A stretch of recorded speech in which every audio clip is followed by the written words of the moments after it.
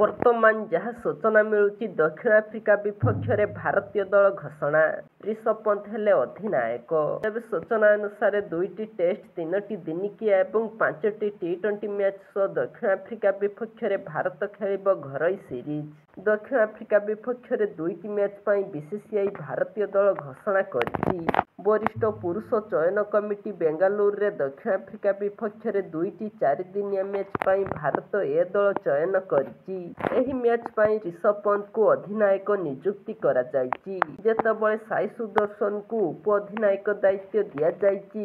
Test ଅଧିନାୟକ ସୁମନ ଗିଲଙ୍କୁ 15 ଜଣିଆ ଦଳରେ ଚୟନ କରାଯାଇ ନାହିଁ, ଯେତେବେଳେ କେଏଲ୍ ରାହୁଲ, ଧ୍ରୁବ ଜୁରେଲ ଏବଂ ମହମ୍ମଦ ସିରାଜ ଦଳରେ ସାମିଲ ଅଛନ୍ତି। ଦୀର୍ଘ ସମୟ ପରେ ଘରୋଇ କ୍ରିକେଟକୁ ରିଷଭ ପନ୍ତଙ୍କ ଏହା ଏକ ଗୁରୁତ୍ୱପୂର୍ଣ୍ଣ ପ୍ରତ୍ୟାବର୍ତ୍ତନ ବୋଲି ବିବେଚନା କରାଯାଉଛି।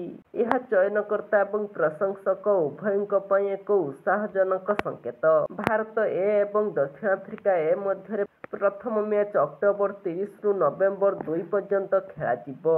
ଏହାପରେ ଉଭୟ ଦଳ ନଭେମ୍ବର 6ରୁ ନଭେମ୍ବର 9 ପର୍ଯ୍ୟନ୍ତ ପରସ୍ପରକୁ ମୁହାଁମୁହିଁ ହେବେ। 4 ଦିନିଆ ମ୍ୟାଚ୍ ପାଇଁ ଦେବଦତ୍ତ ପଡ଼ିକ୍କଲ, ୱିକେଟ୍ କିପର ଧ୍ରୁବ ଜୁରେଲ ଏବଂ ଦ୍ରୁତ ବୋଲର ମହମ୍ମଦ ସିରାଜଙ୍କୁ ମଧ୍ୟ ଦଳରେ ସାମିଲ କରାଯାଇଛି।